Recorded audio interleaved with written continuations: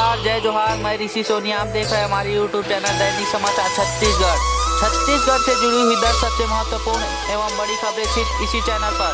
अगर आप हमारे यूट्यूब चैनल पर नए हैं तो चैनल को सब्सक्राइब कीजिए तथा बेल आइकन के बटन को प्रेस कर ऑल नोटिफिकेशन को ऑन कर लीजिए। तो चलिए चलते हैं आज की बड़ी खबर की ओर। दुर्ग में बैंक खाते से 4.5 लाख रुपए निकल गए। महिला ना ATM गई और ना ऑनलाइन ट्रांजेक्शन किया। आपको बता दें कि छत्तीसगढ़ के दुर्ग में एक महिला के बैंक खाते से 4.5 लाख रुपए निकल गए। साथ ही ठगों ने 12 दिन में किस्तों में यह रकम खाते से निकाल ली। खास बात यह है कि इतने दिनों में महिला ने ना ATM का इस्तेमाल किया और ना ही ऑनलाइन ट्रांजेक्शन ही किया। महिला अपनी पासबुक में एंट्री करवाने के लिए बैंक गई तो उसे ठगी का पता चला। मामला जामुल थाना क्षेत्र का है। जानकारी के मुताबिक सुंदर विहार कॉलोनी निवासी दीपमाला के नाम पत्नी विनोद के नाम का कैलाश नगर स्थित देना बैंक की शाखा में खाता है। वह 13 अक्टूबर को बैंक अपने पासबुक में एंट्री कराने के लिए गई थी। कर्मचारी ने एंट्री के बाद पासबुक दी तो पता चला कि 4.5 लाख रुपए खाते से निकले हैं। उन्होंने बैंक मैनेजर से संपर्क किया तो बताया कि ऑनलाइन ट्रांजेक्शन के जरिए रुपए निकाले गए हैं। यह रकम किस्तों में 31 जुलाई से 12 अक्टूबर के बीच निकाली गई है। महिला का कहना है कि इस दौरान उसने कोई ट्रांजेक्शन नहीं किया, ना ही रुपए निकाले जाने और अन्य कोई संबंधित मैसेज पिछले 2-3 महीने से उसके पास मोबाइल पर आया है। महिला ने साइबर ठगी की आशंका जताते हुए शिकायत दिया है। पुलिस ने जांच कर करीब 10 दिन बाद FIR दर्ज कर ली है। इसी के साथ अगली बड़ी खबर निकल कर आ रही है बीजापुर से। बीजापुर में गंगालूर को जोड़ने वाला पुल क्षतिग्रस्त, नक्सल प्रभावित है पूरा इलाका, राशन तक नहीं पहुंच रहा। छत्तीसगढ़ के बीजापुर में जिला मुख्यालय से गंगालूर को जोड़ने वाला पुल क्षतिग्रस्त हो गया है। इसके चलते 15,000 की आबादी वाले इस इलाके में राशन के साथ अन्य सुविधाएं प्रभावित हुई है। खास बात यह है कि गंगालूर इलाका पूरी तरह से नक्सल प्रभावित है और आए दिन यहाँ घटनाएं होती रहती है। दरअसल बारिश के दौरान करीब 2 माह पहले नदी पर बना पुल क्षतिग्रस्त हो गया। इसके चलते सरकारी राशन की दुकानों तक वाहन नहीं पहुँच पा रहा है। हालांकि वैकल्पिक व्यवस्था के तौर पर प्रधानमंत्री सड़क योजना विभाग की ओर से पाइप डालकर मुरम बिछाई गई है, लेकिन थोड़ी बारिश में ही स्थिति और बदतर हो जाती है। बताया जा रहा है कि साल 2013 में पंचायत ने इस पुल का निर्माण कराया था। इस वर्ष प्रदेश में सबसे ज्यादा बारिश बीजापुर में हुई है। इसके कारण पुल क्षतिग्रस्त हो गया। जिला पंचायत सदस्य बी पुष्पा राव कहती है कि सामान्य सभा की बैठक में गंगालूर पहुंच मार्ग को जोड़ने वाले 2 पुलों को मुद्दा उठाया था, पर संतोषजनक जवाब नहीं मिला। बीजापुर के गंगालूर इलाके में एक पुलिस थाना है। इसके अलावा CRPF और STF कैंप भी है। कई जवानों को सुरक्षा के लिए अलग अलग क्षेत्र में तैनात किया गया है। वहाँ बावजूद इसके अक्सर नक्सली घटनाएं और वारदातें होती रहती है। कुछ समय पहले ही नक्सलियों ने अपने ही कमांडर की गोली मारकर हत्या की। इसी के साथ अगली बड़ी खबर निकल कर आ रही है बिलासपुर से। आंख में मिर्च पाउडर डालकर ढाबा कर्मचारी से 40,000 रुपए छीने, फिर ट्रक में बैठकर भाग निकला बदमाश।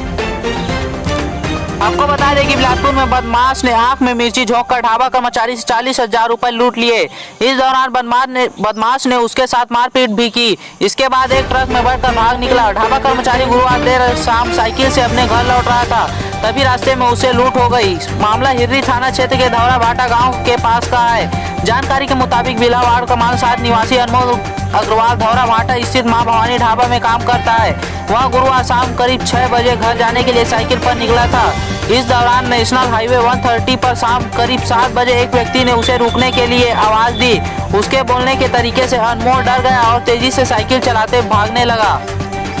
इस पर बदमाश तेजी से दौड़ता हुआ साइकिल को धक्का मार अनमोल को नीचे गिरा दिया और हाथ में लिया मिर्ची पाउडर आंखों में मल दिया। बदमाश ने अनमोल को पीटा और उसकी जेब फाड़ कर रखे 40,000 रुपए निकाल लिए। तभी एक 12 चक्का ट्रक आकर रुका और बदमाश उसमें बैठकर भाग गया। अनमोल ने पुलिस को बताया कि त्रिपाल लगे होने के कारण वह ट्रक का नंबर नहीं देख सका।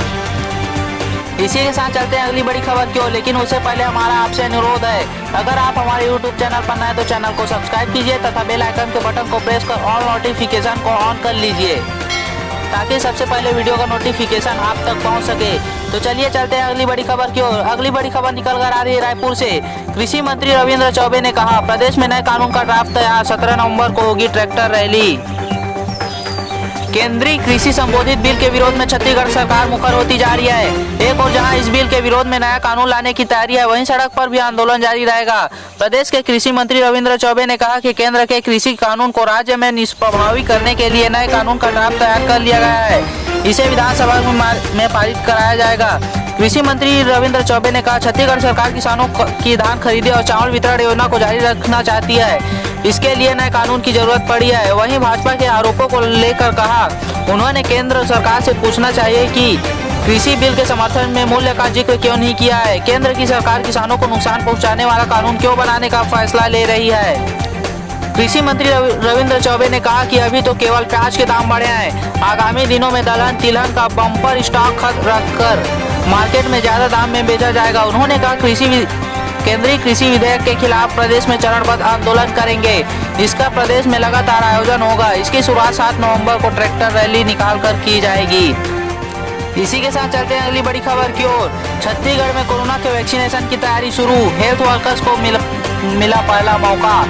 छत्तीसगढ़ के लिए अच्छी खबर है। केंद्र सरकार के कहने पर छत्तीसगढ़ में कोरोना के वैक्सीनेशन यानी टीकाकरण की तैयारी प्रारंभ कर दी गई है। छत्तीसगढ़ के लिए अंशुमान मोइत्रा को सीनियर प्रोजेक्ट ऑफिसर और कलेक्टर को नोडल अधिकारी बनाया गया है। हेल्थ के पूरे अमले का जिला स्तर पर टीकाकरण किया जाना है। इसके लिए स्टाफ की लिस्ट बनाई जा रही है। अभियान कैसे पूरा किया जाएगा, इसके लिए फॉर्मेट तय किया गया है।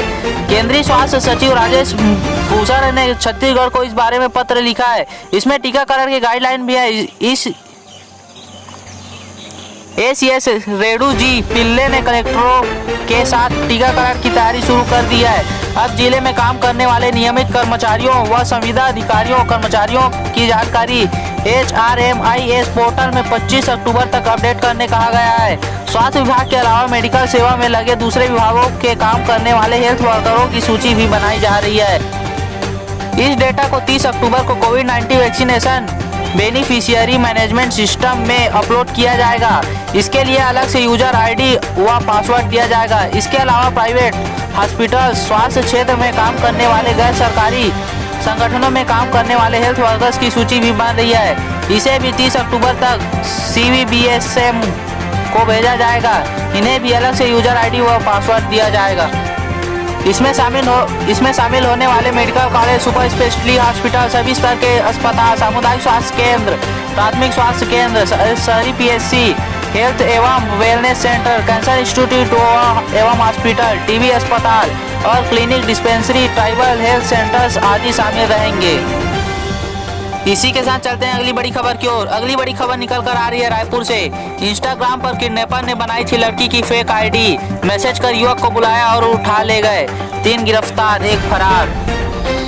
छत्तीसगढ़ के रायपुर में बदमाशों ने बुधवार देर रात एक कारोबारी के बेटे को अपहरण कर लिया। इसके बाद परिजनों ने 30 लाख रुपए की फिरौती मांगी थी। पुलिस ने इस मामले में 3 आरोपी को गिरफ्तार किया है, जबकि 1 आरोपी फरार हो गया है। मामला सिविल लाइंस थाना क्षेत्र का है। जानकारी के मुताबिक OCM चौक अहमदी कॉलोनी निवासी मोहम्मद यूनुस कारोबारी है। उनका बेटा सोहेल बुधवार रात करीब 9:15 में 5 मिनट में आने की बात कहकर शंकर नगर गया था, लेकिन 1 घंटे ज्यादा समय होने के बाद भी वह नहीं लौटा। उसके बाद नंबर पर कॉल करने पर कोई रिसीव नहीं कर रहा था। रात करीब 11:44 में सोहेल के नंबर से कॉल आया। इसी के साथ अगली बड़ी खबर निकल कर आ रही है माध्यमिक शिक्षा मंडल रायपुर से।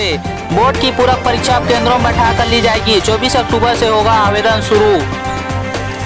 आपको बता दें कि कोरोना काल में एक बार फिर परीक्षा केंद्र में एग्जाम की तैयारी है। 10वीं 12वीं की पूरक परीक्षा असाइनमेंट के रूप में नहीं होगी, बल्कि पहले की तरह ही छात्रों को केंद्र में बैठकर पूरक परीक्षा देनी होगी। परीक्षा के लिए आवेदन की प्रक्रिया 24 अक्टूबर से शुरू हो जाएगी। इसके लिए माध्यमिक शिक्षा मंडल ने तैयारी कर ली है। पूरक व अवसर परीक्षा 28 नवंबर से शुरू होगी। इससे पहले कोरोना की वजह से 10वीं 12वीं CG बोर्ड के कुछ विषयों की परीक्षा नहीं हुई। बाद में जिन विषयों की परीक्षा नहीं हुई उनमें आंतरिक मूल्यांकन के आधार पर नंबर दिए गए। वहीं दूसरी ओर कोरोना की वजह से 10वीं 12वीं की ओपन बोर्ड परीक्षा इस बार नए तरीके से हुई। असाइनमेंट के आधार पर छात्रों की परीक्षा ली गई। इसके तहत छात्रों ने केंद्र में नहीं बल्कि घर बैठे ही परीक्षा दी। पूरक परीक्षा को लेकर कुछ ऐसी संभावनाएं बनी थी। ऐसा माना जा रहा है कि इस बार पूरक की परीक्षा भी असाइनमेंट के फार्मूले से होगी, लेकिन अब तक यह साफ नहीं हो गया है कि पूरक परीक्षा पहले की तरह होगी। अफसरों ने बताया कि पूरक परीक्षा के साथ ही अवसर परीक्षा भी आयोजित की जाएगी। इस परीक्षा में 10वीं 12वीं में फेल हुए छात्र भी आवेदन कर सकेंगे। बोर्ड एग्जाम में इस बार करीब 1 लाख छात्र फेल हुए हैं, जबकि करीब 60,000 छात्रों को पूरक की पात्रता मिली है। गौरतलब है कि पूरक व अवसर परीक्षा एक जैसी ही है, अंक सूची में ही अंतर रहता है, वह भी इतना कि पूरक की जगह अंक सूची में अवसर का उल्लेख किया जाता है। आज के लिए बस इतना ही, मिलते हैं अगले वीडियो के साथ। अगर आप हमारे YouTube चैनल पर नए हैं तो चैनल को सब्सक्राइब कीजिए तथा बेल आइकन के बटन को प्रेस कर और नोटिफिकेशन को ऑन कर लीजिए, ताकि इस वीडियो का नोटिफिकेशन सबसे पहले आप तक पहुंच सके और हमारा